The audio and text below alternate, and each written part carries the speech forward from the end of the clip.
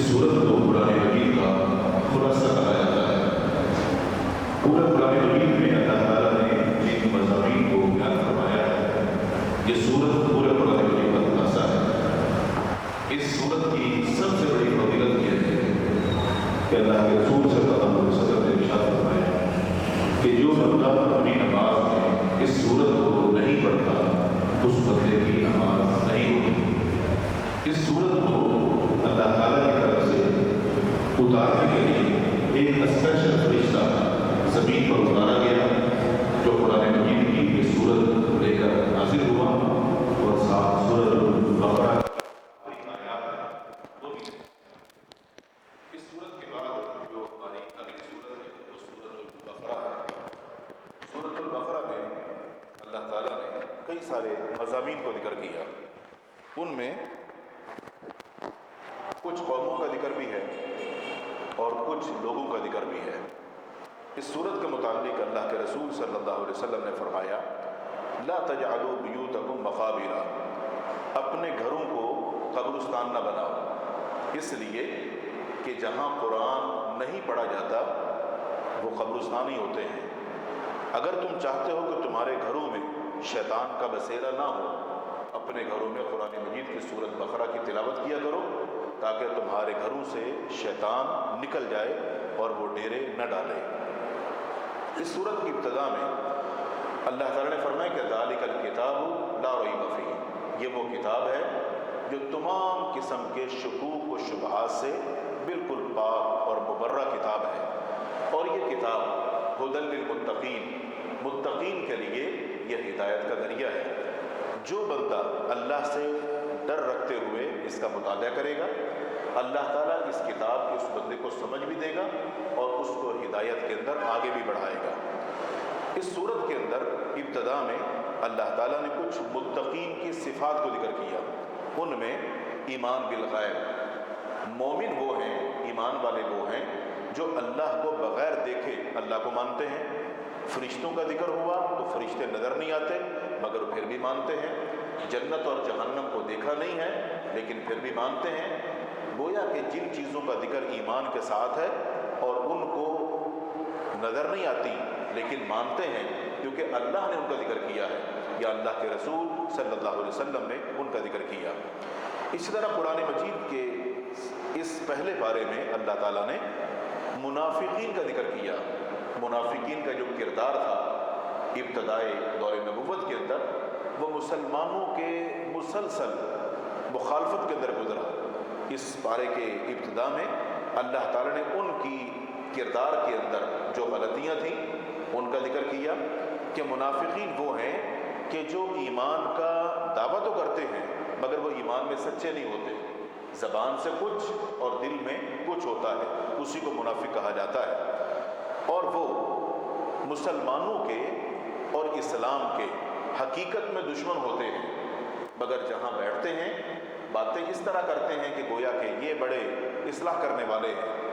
अल्लाह ने फरमाया कि हकीकत में फसाद फैलाने वाले ये मुनाफिकीन ही हैं।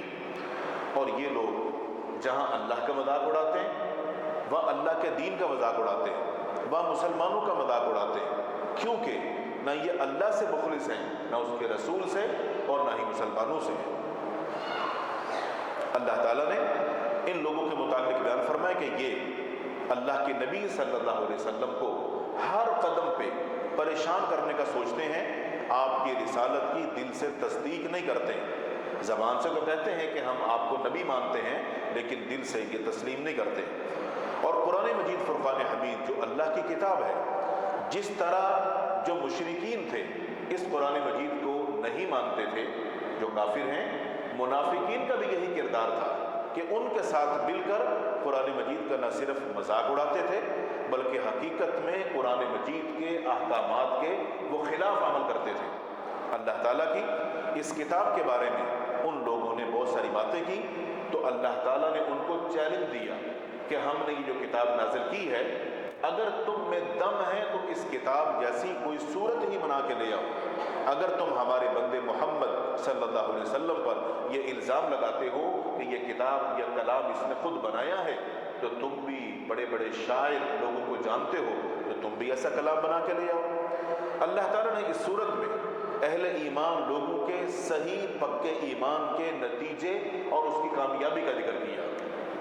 فرمایا کہ وبشر الذین آمنوا وعملوا الصالحات، حقیقت میں خوشخبری اور بشارت ایمان والوں کے لیے ہے جو ایمان کے ساتھ ساتھ نیک عمل کرتے ہیں، اور ان کے لیے ہم نے جنت رکھی ہے جو باغات سے بھری ہے، جس میں باغات ہیں تو اس کے نیچے نہریں بھی بہتی ہیں، اور وہاں پر ان کو بہت سارے انعامات سے نوازا جائے گا۔ وجہ کیا ہوگی کہ وہ اللہ اور اس کے رسول صلی اللہ علیہ وسلم پر پکے ایمان رکھنے والے لوگ تھے۔ اس بارے کے اندر اللہ تعالیٰ نے انسان کی زندگی کا آغاز کہاں سے ہوا، آدم علیہ السلام کا ذکر کیا اور بیان فرمایا کہ زمین پر پہلے صرف جنات رہتے تھے، ان جنات کے اندر سرکشی، بغاوت، قتل و غارت ہوتی تھی۔ اس کے بعد اللہ تعالیٰ نے انسان کو بنانے کا جب ارادہ ان لوگوں کے سامنے، جنات کے سامنے اور فرشتوں کے سامنے ظاہر کیا تو ان فرشتوں نے اعتراض کیا، کیونکہ جس طرح جنات زمین پر فساد پھیلاتے ہیں تو فرشتے کہنے لگے کہ انسان بھی ایسا ہی کریں گے۔ اللہ رب العالمین نے فرمایا کہ جو میں جانتا ہوں وہ تم نہیں جانتے۔ وہاں سے آدم علیہ السلام کو اللہ نے تخلیق فرمایا، اور پھر بنانے کے بعد ان کو کچھ نام سکھا دیے جن ناموں کا علم فرشتوں کے پاس نہیں تھا، اور جب وہ اللہ نے نام پوچھے تو فرشتوں کو علم نہیں تھا، آدم علیہ السلام نے وہ نام بتا دیے، تو لہذا انسان کو اللہ تعالیٰ نے فضیلت عطا فرما دی فرشتوں پر، اور فرشتوں کو حکم دیا کہ اب تم آدم کو سجدہ کرو گے، یہ میرا حکم ہے۔ وہاں پر فرشتے اللہ کے حکم کی تعمیل میں سجدے میں گر گئے، اور جو ابلیس تھا، کیونکہ جنات بھی موجود تھے، یہ جو ابلیس تھا اس نے انکار کیا، اور وہاں سے اللہ تعالیٰ نے اس کو دھتکار دیا۔ اس صورت کے اندر اللہ تعالیٰ نے قوم بنی اسرائیل کا ذکر کیا کہ کس طرح قوم بنی اسرائیل کو ہم نے بہت ساری عزتوں سے نوازا۔ ہم نے ان کو اتنی عزت دی کہ ہم نے اپنی طرف سے پکے پکائے کھانے، جس کو قرآن مجید نے من اور سلوہ کہا ہے، وہ آسمان سے ان کے لیے اتارے جاتے تھے، مگر اللہ تعالیٰ کی ان نعمتوں کی ناشکری کی وجہ سے اور کفران نعمت کی وجہ سے اور اللہ تعالیٰ کے احکامات کی حکم عدولی کی وجہ سے ان کو اللہ تعالیٰ نے گرا دیا۔ وہ مقام جو ان کو دیا تھا وہ ان سے چھین لیا، اس کا ذکر کیا۔ اللہ تعالیٰ نے اس بارے میں یہودیوں کا ذکر کیا کہ ہم نے یہودیوں کو عبادت کے لیے جمعے کا دن دیا تھا، مگر انہوں نے کہا کہ نہیں، جمعے کا نہیں، ہمیں ہفتے کا دن دے دو۔ تو اللہ تعالیٰ نے حکم دیا کہ ٹھیک ہے، اگر ایسا ہی ہے تو پھر ہفتے کے دن تم اور کوئی کام نہیں کرو گے، پھر تم عبادت کرو گے۔ مگر ہوتا یہ تھا کہ ہفتے کے دن یہ لوگ مچھلیاں پکڑا کرتے تھے، کیونکہ یہ مچھلی قوم تھی، مچھلیاں پکڑتے تھے۔ جب ہفتے کے دن کو عبادت کے لیے خاص کر دیا تو ان لوگوں نے کیا کیا، ہفتے کے دن مچھلیوں کے لیے الگ سے تالاب بنا کے ان میں جمع کرتے اور اتوار کے دن پکڑ لیتے اور کہتے کہ ہم نے ہفتے کے دن تو نہیں پکڑی ہے۔